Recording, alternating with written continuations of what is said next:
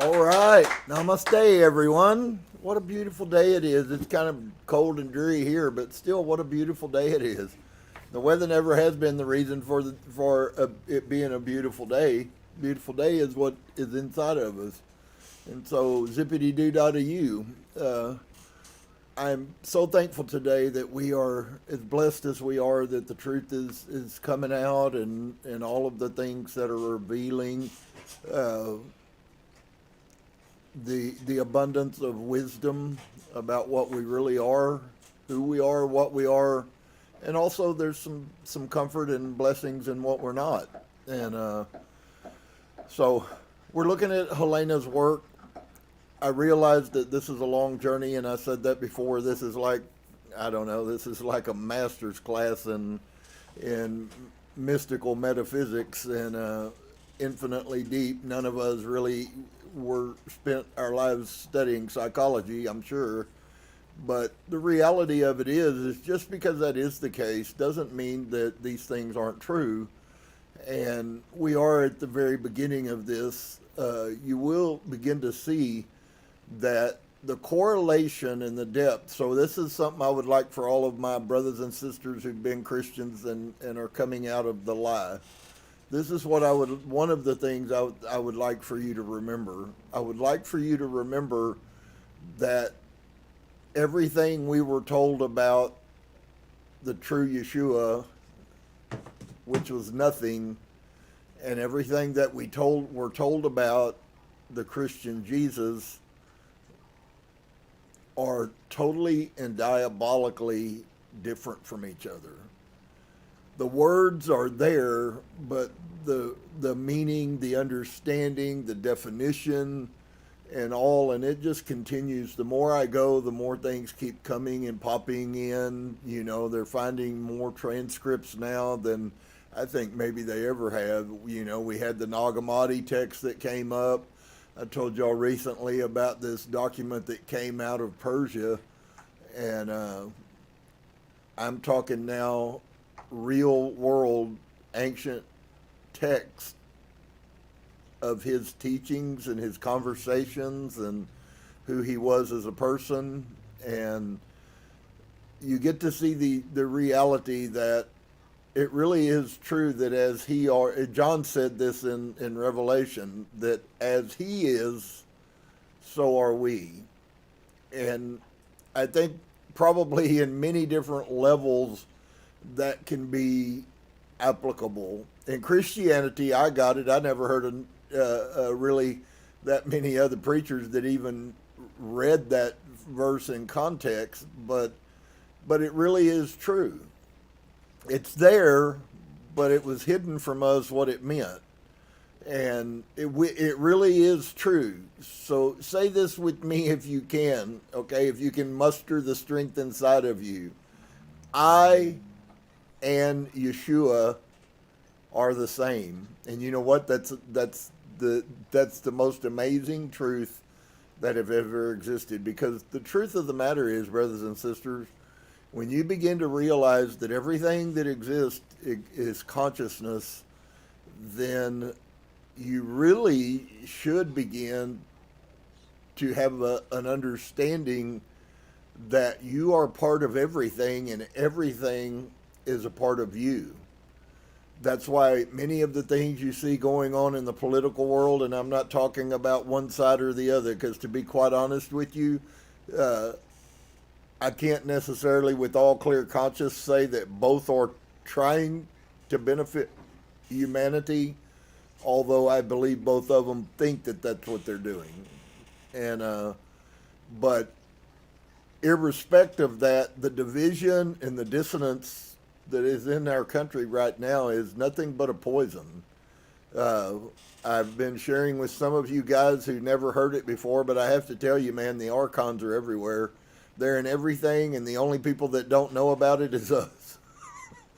It's really sad. It's, you know, I'm not laughing. I'm almost laughing because if you take those things too heavy, they will cause you to go on the negative slant. Well, how can we overcome these spirit beings that have ruled all of these people for all of these years?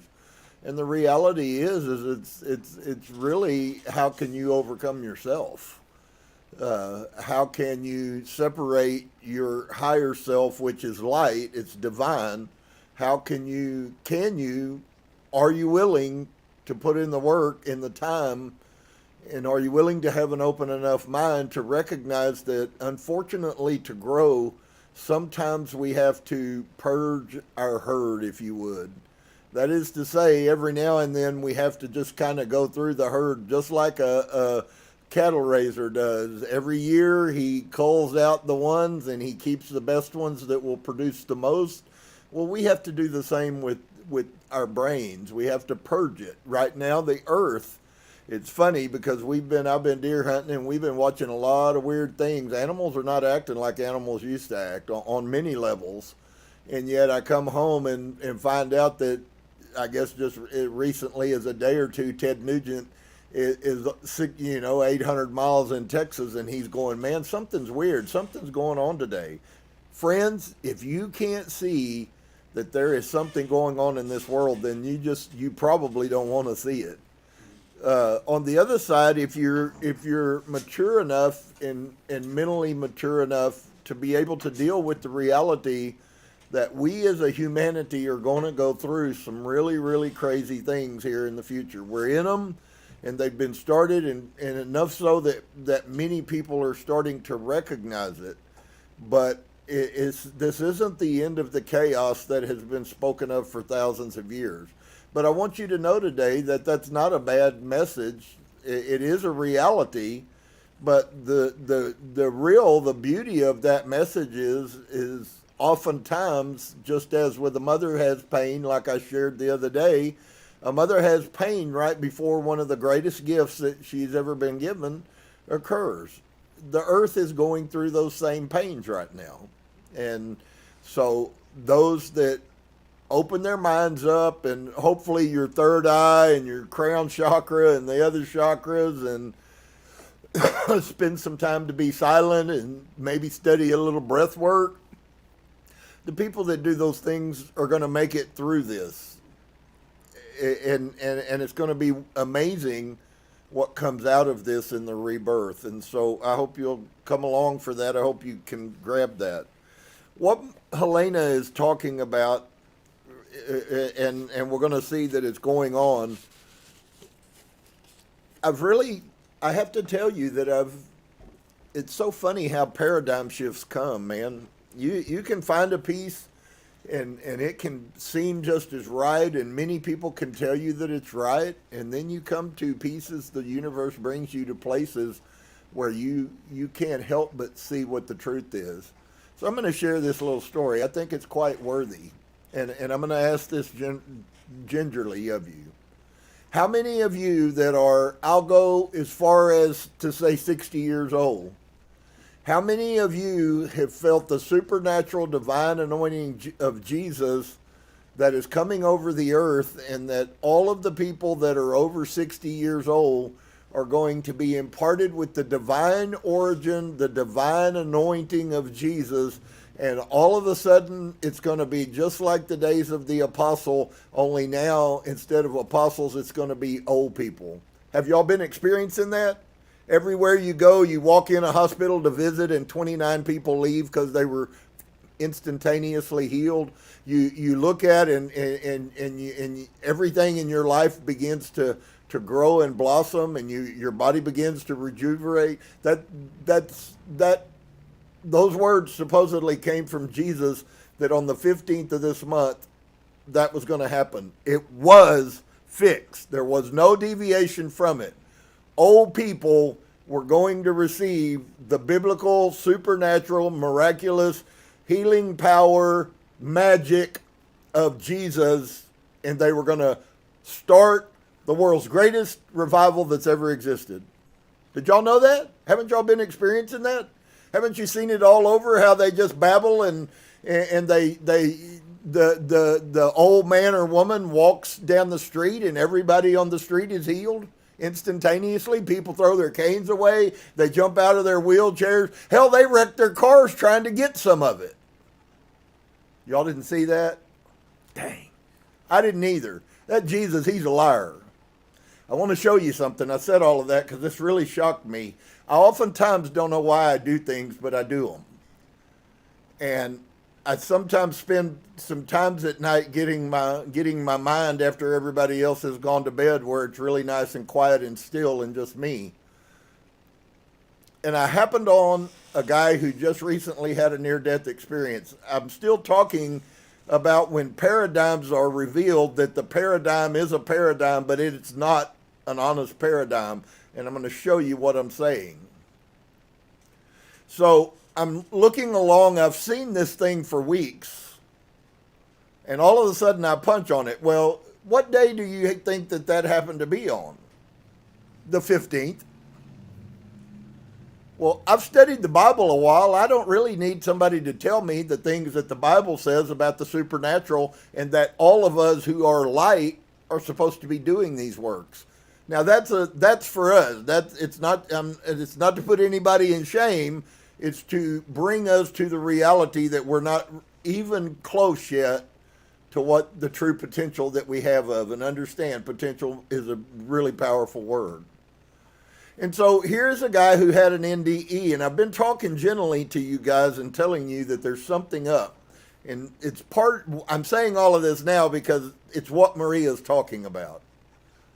And so here's a guy, an aged guy, an educated guy, who all of a sudden has a really bad accident, and he leaves his body. He sees his body is laying there, it's crushed.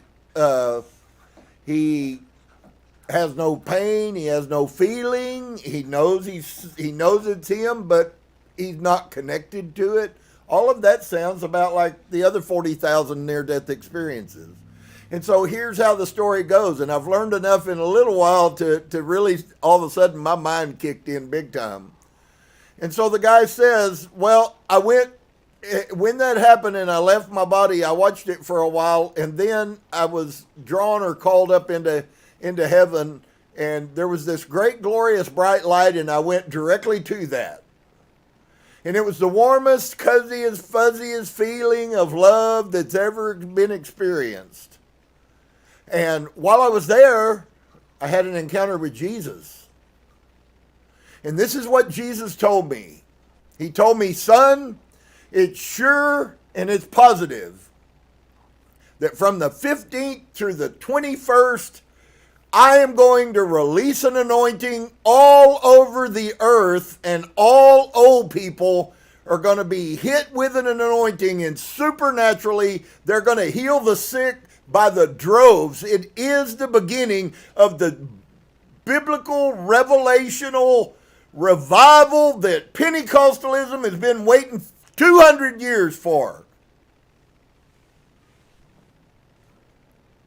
All I know is he better hurry, because it's only 2 days. And it ain't happened. And I want to tell you why that it's really not to make fun of. I grew up in the Pentecostal world, and I got to see some supernatural, but I also saw about 100 times more fake than I did real. And so I'll tell you honestly what popped immediately into my mind when I started hearing this. It actually made me cringe, and a lot of the words he was saying is words I preached for 30 years. So please understand, I'm not coming from a perspective of some person who sat in a pew their whole life. I'm talking about teaching people. And it immediately came back to my mind about the archons, and that the archons are who rule the Akashic record. So and it was funny because he went into a little more detail after he got to the light. Okay, so the first thing he did is they welcomed him, and he felt all of this love, and he saw family members. I mean, it's stereotypical of a near-death experience. And he went to the Akashic record, and he wept and cried for all the things he had done wrong to people. And then, of course, that's when Jesus came in, and Jesus loved him and told him, you're good, and it's all gay, and you're saved, and all of this, okay? And so then that's when he began. There was more to things that went on, but they're pretty clichéic to the near-death experience. And immediately what happened in my mind is I jumped back to what Edgar Cayce said at the end of his career after 24,000 readings. One of the things that he made, I've noticed a little pattern here with people who have become very prominent in the spirit realm. Where they are and what they do at the front is not where they end up when they get to the end. And there's at least three that I know of. Dolores Cannon is one of them. Everything that she saw and everything that happened in the spirit realm was totally different from where she started to when she got to the end. The spirits that were talking to her, what they were saying to her. Friends, I hate to tell you this, and it's okay if you're a non-believer. In time, you're going to get an opportunity to find out. And the sheer fact that I'm telling you what most other people don't know, first off, and secondly, wouldn't share if they did, because you might think they're crazy when you start talking about that there are archons that are running this world and this society and always have been, and that Jesus knew it. But that's all true. And so he goes through this whole stereotypical deal, and Edgar Cayce made a statement at the end of his life. He said that the people, I don't know that he used the term archons, but he said those people, those keepers of the Akashic record will lie to you. Now, from a guy who for 35 years gave readings and had almost direct access to the Akashic realm, who did more for telling the world about the Akashic record than anyone except for this young lady that we've been reading about, and she knew about the Akashic record 50 years before Edgar Cayce ever had his first reading. And he comes to the end of all of these readings with the supernatural things that have happened and the things that have been done, and he makes this statement. He says, the people that run the Akashic record will lie to you. Wow. It was quite a revelation for him. That all that time he had been doing all this good, and he had all of this knowledge and all of the words that were said about the spirit realm. And when he comes to the end of his life, he goes, wow, these people have been lying to me the whole time. That's pretty heavy. None of us have been gifted to have the gift that Edgar Cayce had to, at will, lay down on a couch, fall into a trance, and leave his body. God, I wish I could have that. But that's quite a shocking statement. And so here we have a guy that paints a paradigm that is totally 100% Christian. I've heard prophecies like that my whole life. The revival's coming. The revival's coming. Gonna change the world. And here we are, and there's no change. So I have to tell you, I personally, on this one story, especially the in-depth detail he had about what Jesus told him, would have to tell you that Jesus is a liar. And I'll tell you why I can say that. Because what he saw as Jesus is a fake. It is a picture. It is a hologram that was created and given to the Catholic Church as a tool to use to control people. It's not real. It's never been real. There was a true Yeshua, and he was a man in every way, friends. So, I guess on one side it's kind of, if you've been a Christian your whole life, it's kind of disheartening to find out that everything you've always believed has been a bunch of lies. And I agree with that, because I feel that way too. I don't know. I hope for some of you, I hope you understand. I'm not looking for this stuff so that it sets some agenda for me. I genuinely just want to know, what do we have to do? And I don't want to go through this cycle again if I don't have to. And I don't have to. And you don't have to. But you're going to if you don't recognize the reality of how this universe exists. You don't know it. I don't know it, but I promise you, if we begin to go on that journey, we may never fully know. I don't know that Helena Blavatsky knew all that there was to know, but she knew enough, and she continued on that path to the end. And I promise you today that whether you have 5 years or 50 years, if you begin on that path today, no matter where you end up at the end of time, when you chose to leave, which you have already done, is when you will die, to leave your body, which brings a whole different connotation about when people choose to check out on their own because they're tired of being human. That's another story. So just remember that it's not over when this body dies. In fact, really, to be quite honest with you, we need to have more concern about what happens after this body dies than we need to have about while this body's alive. Because if it was true that it's appointed under every man once to die, and then the judgment, and that was the end of it, that's the end of it. So what difference does it make?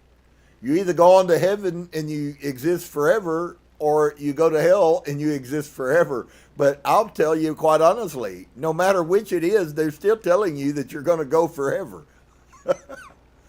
So, anyways, there's a lot more things I'd like to say on that, but I felt like that I had to try to find a way to somehow bring some kind of levity into a situation, because it's really quite absurd. This guy was telling from his heart everything that Jesus the Archon had told him. And it was all a lie. Wow. Please listen. It's really serious business. I'm going to pick up where we left off. She was dealing with people. We're going to learn some about how mediums work. Because you're going to find here, just so that you know, 99% of the mediums that are functioning in America today have no idea that the spirits they're dealing with are, in fact, the archons. That's why I shared that story with you. Okay, so now maybe you can kind of have a beginning idea that archons are really prone to be liars. They concoct whatever story they need to concoct to get you to do whatever they want you to do. And so she's talking about mediumship here, and she's also talking about the frailty of it. And so the opposing power alone of unbelief and skepticism, if projected in a current of equal force, can check the other and sometimes completely neutralize it. Okay, so what is she talking about? She's talking about when Yeshua goes to the town and the Bible won't simply record. Now, this is Yeshua, right? This is the guy they call is the all-powerful God Jesus. And he goes into a town and mere mortal humans can stop him doing any supernatural work. And so now you can maybe grab a hold of, it's really been amazing to me how much honor Helena gave to the true scriptures, the ones that aren't the Roman written lies that surround all of the truth. And so, and she says, why should spiritualists wonder that the presence of some strong skeptics or of those who feeling bitterly opposed to the phenomena of magic, occulthood, healings, just so you know, they painted you a really pretty picture, friend, but when Yeshua healed somebody, all he did is work magic. That's all it is. It's all it is. That's all the magic is. Are there people functioning with bad spirits? Well, archons are constantly working with people, and they shapeshift, so they tell those people whatever, and then they cause things to happen. Okay, it's the same phenomena, just used in the wrong manner. And so she says, why should spiritualists wonder that the presence of some strong skeptics or of those who feeling bitterly opposed to the phenomena unconsciously exercise their willpower in opposition? And I wanted to get to the point here with you guys about this and just reaffirm to you, because I shared some on this Saturday about the will. Guys, I'm going to say these words to you, and you take them for whatever they mean to you. but you're a whole lot more powerful than you have any clue of. I mean it. I'm starting to recognize that there is another realm that is outside of what we call reality, and that we're not what we think we are. And so, if there are strong people spiritually, like Jesus, and there were skeptical people in the city, like the residents, and the residences could shut down his working, it shouldn't surprise us that that would happen with mere mortals who have learned spiritual truths and they're using them for benevolent purposes and for people who simply doubt and don't believe. Maybe some of you have people in your family who doubt and don't believe that what I'm teaching is true. If you think they don't have power to stem the flow of energy to you, you are sadly deceived. If you think the people at work that laugh at you or talk behind your back, if you say something, you're sadly deceived if you think that they don't affect you spiritually. All will has power. Learn how to use that will for benevolent purposes, because you're going to encounter many malevolent willpowers. And so, or of those who, feeling bitterly opposed to the phenomena, unconsciously exercise their willpower in opposition, hinders and often stops altogether the manifestations. Maybe some of you guys have already begun to see little chunks of this, where it seemed like something was going and all of a sudden an unbeliever came into the mix and things got messed up. Be very careful. So if there is no conscious power on earth, but sometimes finds another to interfere with or even counterbalance it, why wonder when the unconscious passive power of a medium is suddenly paralyzed in its effects by another opposing one? Though it also be an unconsciously exercised. So you see, it's not like she's saying that people are standing there and they're doing mind work and willing that you fail. That comes from their inner belief, because, friend, what you say from your mouth has value, but it doesn't have the value unless it lines up with what you believe in you. When your words are in alignment, okay, namaste, when they are in humility to what is inside of you, you are infinitely powerful.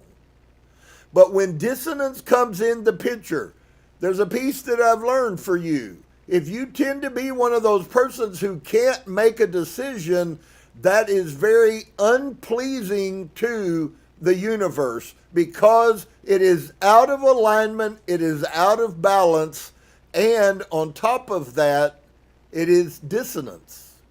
The struggle, the conflicts that you have in your mind when you come to a place of having to make a decision is the exact picture of the dissonance that I'm talking about. Instead of clarity and focus, which are power words.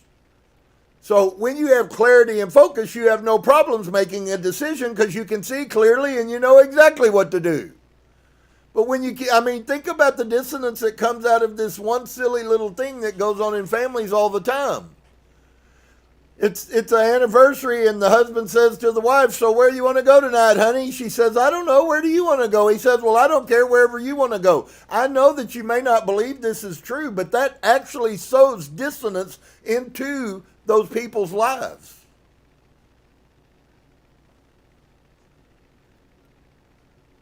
So there's lots of these pieces that we are capable of taking and controlling, if we will, that will clarify a lot of that. Oftentimes we have dissonance because we're really scared to tell the other person or people what we really think. So in a way, you're kind of not telling them the truth, even though inside of you, you know what the truth is. And the truth doesn't have to be the truth for them. I'm talking your truth. And so just think about that, because you may be experiencing that and have your whole life and had no idea.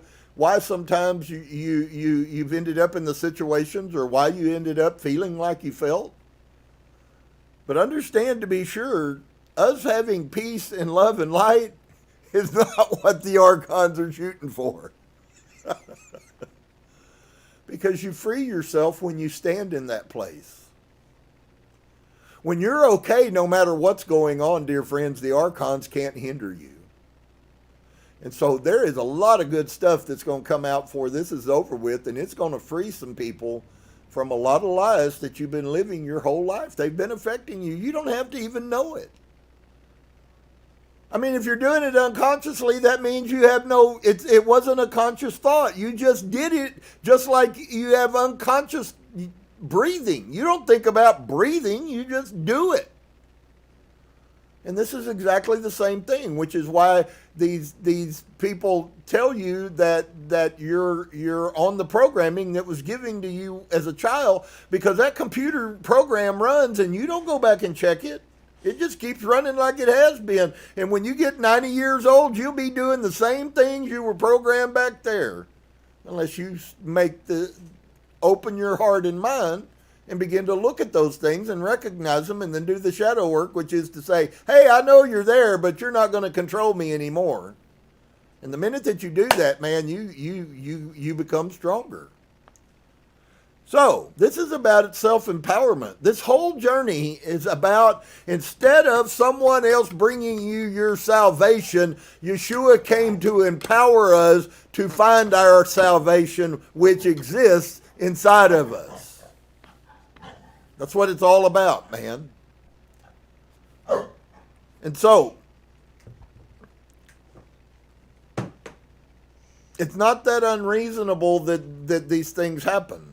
You'll experience it if you continue on and begin to function in more power. You'll come to a place to where somebody will stop you from doing a blessing for someone simply because of their negativity. They know this with people all the time, where there's situations and people have tried to access the spirit realm, and because one person was sitting at that table who didn't believe in any of this, it never happens.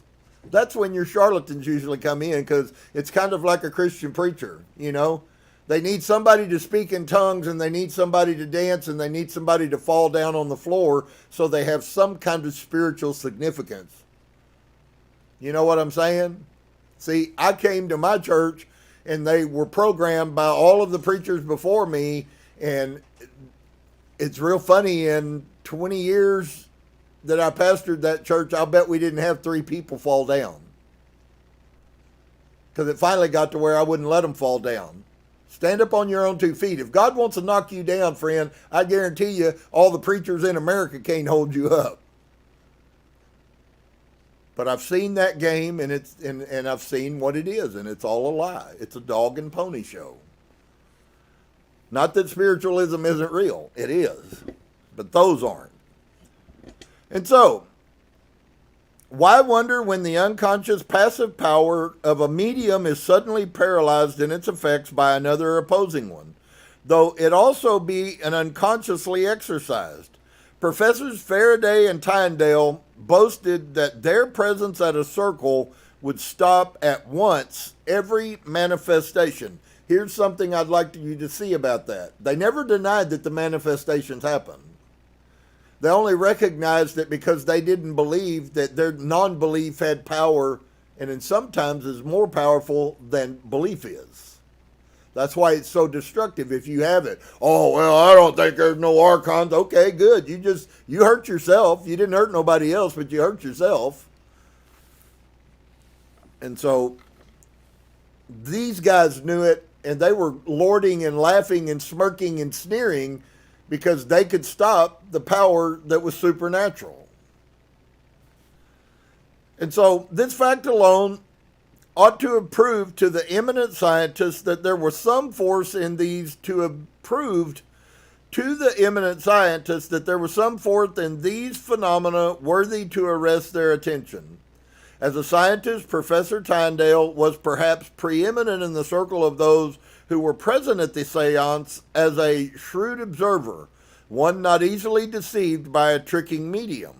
He was perhaps no better, if as clever as others in the room, and if the manifestations were but a fraud, so ingenious as to deceive the others, they would not have stopped even on his account. What medium can ever boast of such phenomena as were produced by Jesus and the Apostle Paul after him, which is what I've already alluded to? That what they were doing is the occult wisdom that you're going to end up having an opportunity to learn, not only to have it. If I have anything to do with it, I believe the universe desires for me to help you learn what he really meant, and then all of us achieve that. It's not for one or the other, it's for all of us. We should be able to heal people. We should be able to do good on this earth. That's what light is. And so, yet even Jesus met with cases where the unconscious force of resistance overpowered even his so well-directed current of will.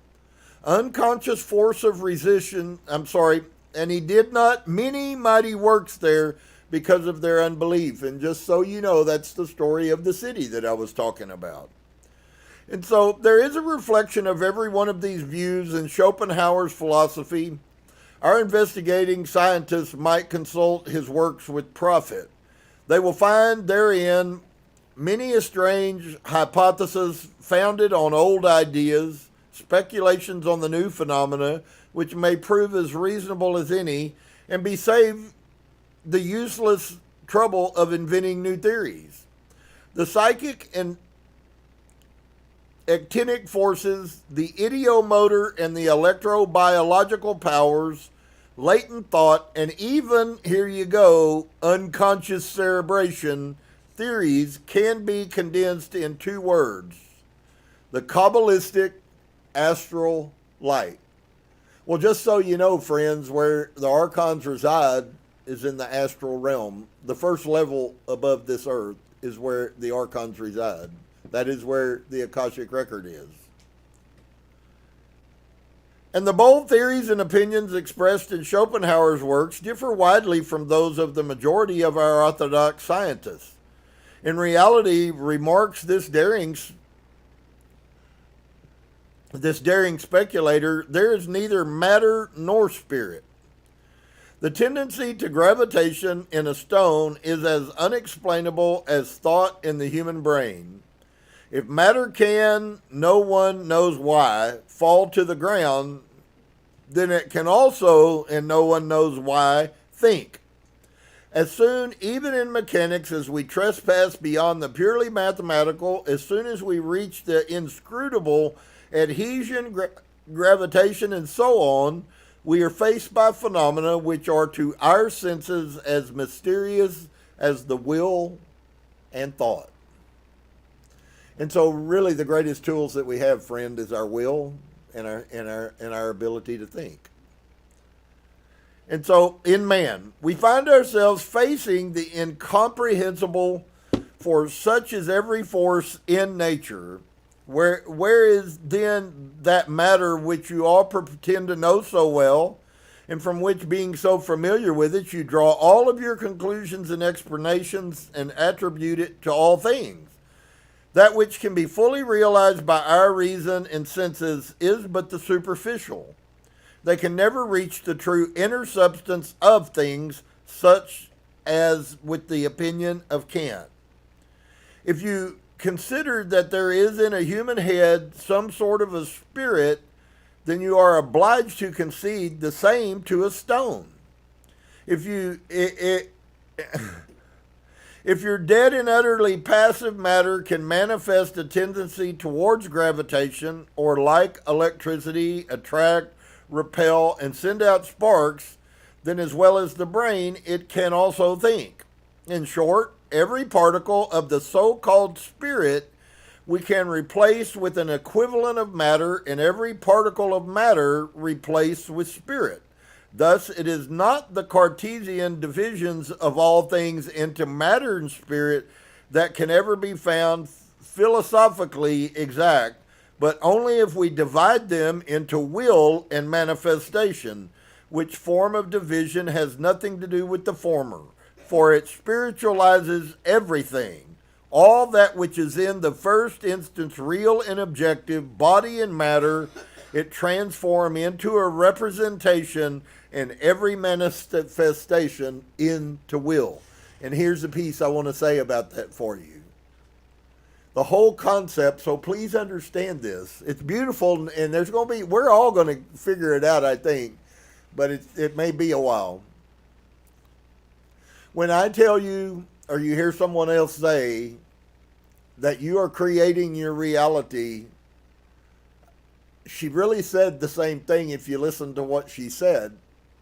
Your will is very powerful. And I think some of you really know that experientially a lot more maybe than you've thought about. That you refuse to let something not happen, and guess what? It ends up happening. And so for all of us, manifestation and will are almost interchangeable. They're co-partners. It's actually your will that brings about manifestation. That's why you're the creator. And so these views corroborate what we have expressed about the various names given to the same thing. This disputing or battling about mere words. Call the phenomena of force, energy, electricity, or magnetism, will or spirit power. It will ever be the partial manifestation of the soul, whether disembodied or imprisoned for a while in its body, of a portion of that intelligent, omnipotent, and individual will, pervading all nature and known through the insufficiency of human language to express correctly psychological images as God. So here's what I want to say to you. Let's go back to the Bible, to this guy that walked around over in his Jerusalem cruiser sandals, okay? And he tells us that the kingdom of God lives inside of us. You just heard her give a scientific explanation of what he meant.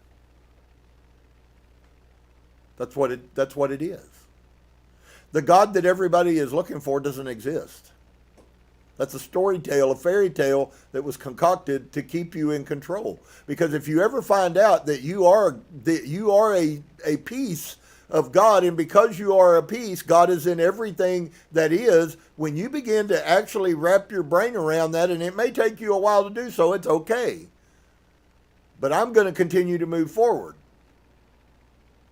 The more that you begin to do that and that becomes experiential, I promise you, you will begin to look at the world differently. You will start looking at things, and then there's another piece where you have to learn to get in the flow with the universe. That is to say, so this isn't saying that now that you're creator God, so you can just make everything happen and you just instantly will, although those things are going to happen more so as we continue. But there's still things that are involved in that concept of instant manifestation. So, but the reason you can do that is because of the God that you are, the God that is in you, the kingdom which lives inside of you. Yeshua said exactly the truth. Christianity interpreted it exactly opposite. And so the ideas of some of our schoolmen about matter are, from the Kabbalistic standpoint, in many a way erroneous. Hartman calls their views an instinctual prejudice.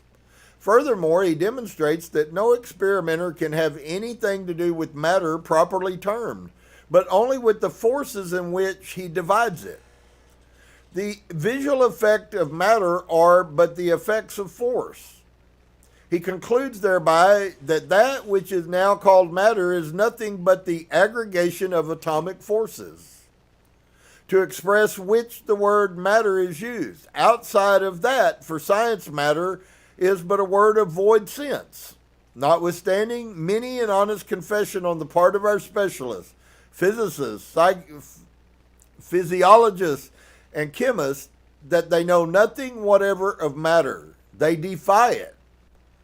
Every new phenomenon which they find themselves unable to explain is triturated, compounded into incense, and burned on the altar of the goddess who patronizes modern scientists. No one can better treat his subject than does Schopenhauer in his Peregrine. In this work, he discusses at length animal magnetism, clairvoyance, sympathetic cures. What do you think about that? Sympathetic cures. How amazing might it be, and I know Yeshua was, how amazing might it be if simply the sympathy that you had for another human that was hurting, and you carrying that sympathy, your sympathy was so powerful that you caused the healing to happen in someone else who could not. Would that be wonderful? Do you think humankind would not have a need of a medical bill if people weren't sick? You know why we need it, right? We need it because we keep getting sick. We keep doing everything that destroys the temple we live in. And so we need some help. And so the visible effects of matter are but the effects of force. That's a really profound statement. He concludes thereby that which is now called matter is nothing but the aggregation of atomic forces, to express which the word matter is used. Outside of that, for science, matter is but a word void of sense. It's so crazy, man. And we take some of these things to be so concrete, and they're not concrete at all. Every one of these scientific principles are being proven wrong by science. That's just happened in the last 100 years. And so every new phenomena which they find themselves unable to explain is compounded and hidden away from us. No one can better treat this subject than does Schopenhauer in his Peregrine. In this work, he discusses at length the animal magnetism. And I wanted to go back over this again because I want you to see that some of these things that you may not have known are real. They're real forces. Animal magnetism. There's a lot happening in the animal world, and the animals are a lot more significant than we realize they are. Clairvoyance, sympathetic cures, hello. Seership. The guy that went was functioning in the office of a seer. He did not know he was encountering archons, and they were lying to him and manifesting as Yeshua, the Nazarene. And so he bought what it was because of the brainwashing that had been put in him by the archons, by the Christian church. So when I say to you that there is much technology and wisdom and stuff that has been given to the earth, most of it are all tools to keep us under control. That's why they needed church in every facet. Whether it be Islam, whether it be, one is not better than the other and one is not worse. They're all bad. Are there good pieces in that, good moral things? Are there good? Yes, there is. So I'm not condemning it, although I'm sure that's exactly what it sounds like. I mean, you can walk into a room with people and go, well, you're all a bunch of liars, but I came because I like you. Come on, really? Really? I don't have the capacity to do that.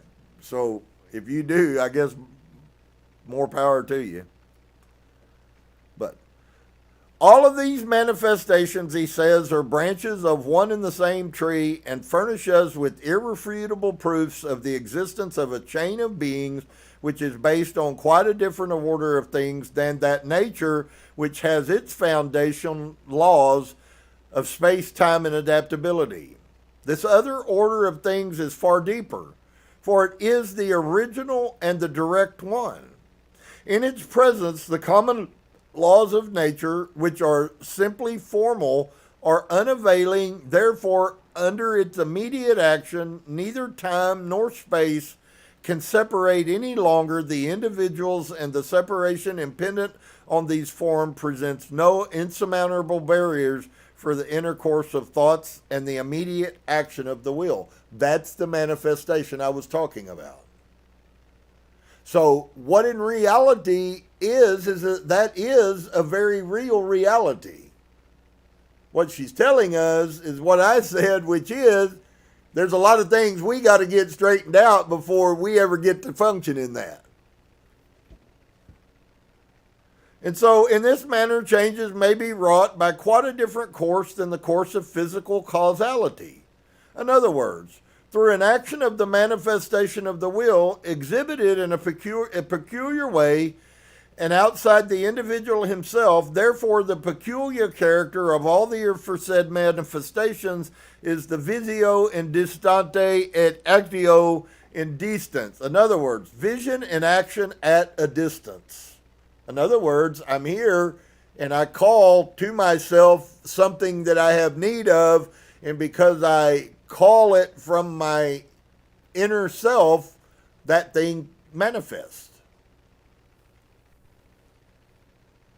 And there are people that are functioning this at a very high level and always have been. But they're the ones who were taught that, probably from their very young youth. We were not so blessed.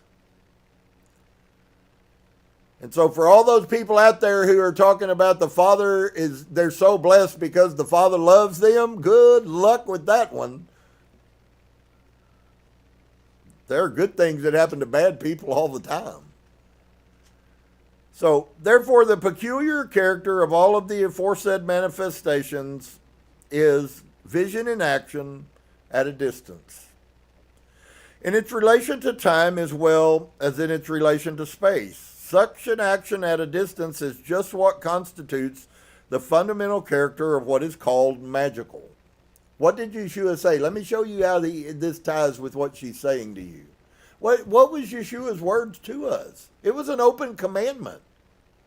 That I tell you of a truth, if a man believes in his heart and he does not doubt, and he says to that mountain, I will you to move to there, that mountain will move to there, because I willed it. That's exactly what he was doing. The very thing that you have the capacity to learn. I haven't seen anybody get their mountains to move yet. I've talked to a few, but they didn't listen.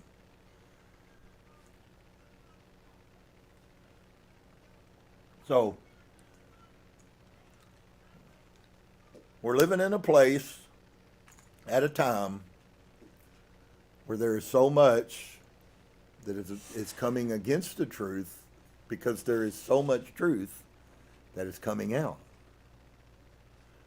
Do you really think these beings want to let you go? You're the source of their survival. If they can't keep you twisted up on anxiety pills and fighting with each other, they starve. Why do you think that when you hear the stories of the earth splitting and the high frequency people, that it's going to be nothing but peace and love and quiet and mental telepathy? Nobody can any longer lie, because if they have a thought, you hear it. That's going to be marvelous to me. For many people, that's the scariest thing they could imagine. Just depends on what you do with your mind. And so, these manifestations present to us a substantial and perfectly logical contradiction to materialism, and even to naturalism, because in the light of such manifestations, that order of things in nature which both these philosophies seek to present as absolute and the only genuine appears before us, on the contrary, purely phenomenal and superficial, and contained at the bottom of it a substance of things apart and perfectly independent of its own laws. That is why these manifestations, at least from a purely philosophical point of view, amongst all the facts which are presented to us in the domain of experiments, are beyond any comparison the most important. Therefore, it is the duty of every scientist to acquaint himself with them, to pass from the philosophical speculations of a man, like Schopenhauer, to the superficial generalizations of some of the the French academians, and they would be profitless but for the fact it enables us to estimate the intellectual grasp of the two schools of learning. Friends, if you, like myself, have ever had dreams of doing great and powerful works for the kingdom of God,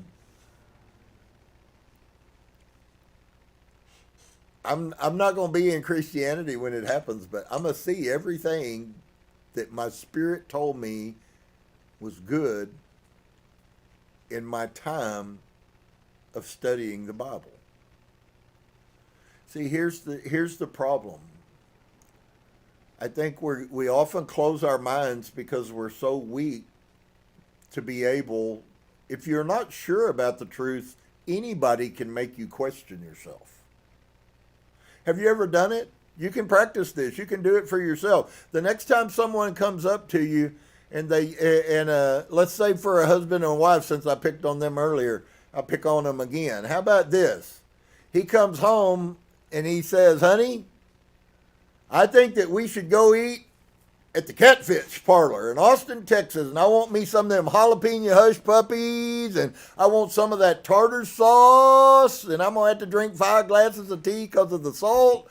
And she says, well, honey, you do know that catfish isn't good for you, and that tea is really going to mess with your kidney stones, and those oils they fry that in are going to be in your body for the next 4 years. We really should, honey, go over here to this restaurant where they serve salad. And if he's a thinking man, he won't write her off immediately. Well, I have heard the report that oil's bad for you. Well, I know I've already had twice my carbs for the day. Yeah, I guess she's right. So what was it that scenario plays out every day in every one of our lives. So how do you use that?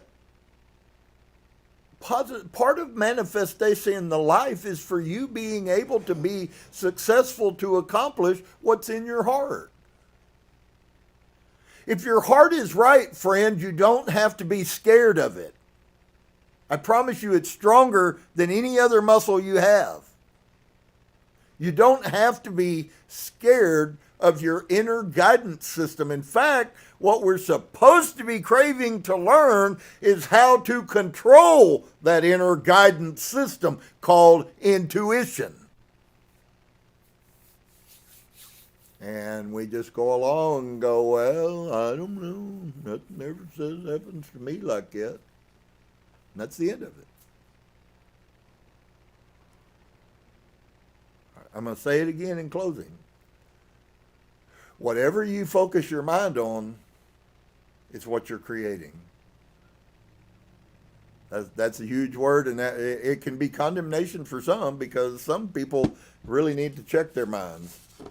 It can be a blessing to someone who is doing meditation and they're finding peace and they're learning every day. Their minds are open. Those people are not the people that I'm talking about.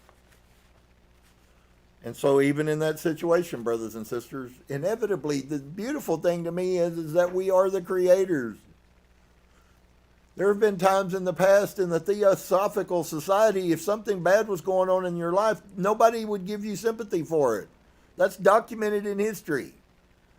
If you went to church and something happened bad in a theosophy, you went to church and something bad happened to you, you kept your mouth shut because you knew what they were going to say to you. Well, you created it. Why did you create it? You don't like it? Change it. That's supposed to be part of our everyday life.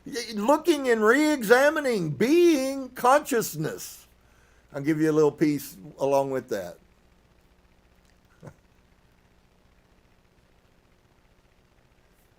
If you can wrap your head around this principle, it'll help a lot.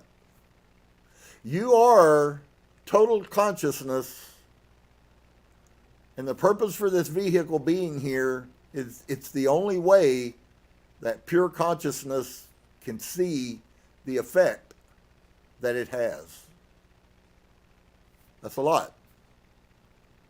But to sum it up kind of in a way, we are having an experience because the universe, the conscious universe, the monad from the pleroma, learns also. And the way the monad learns, the way consciousness learns, is through our experiences. You'll hear it, and it's a piece of truth in the New Age.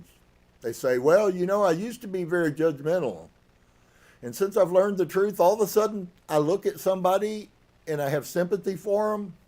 And I go, if you knew what this person was going through to accomplish what they needed to accomplish,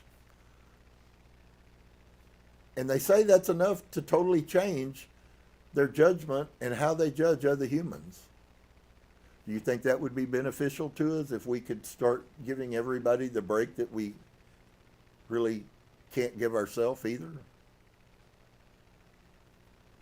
So, you know, the commandment is dual purpose. First, you have to love yourself, then you have to love everybody else. Because you can't love everybody else unless you first go through the work of finding out what it really means to love you. Shalom to each and every one of you, and namaste.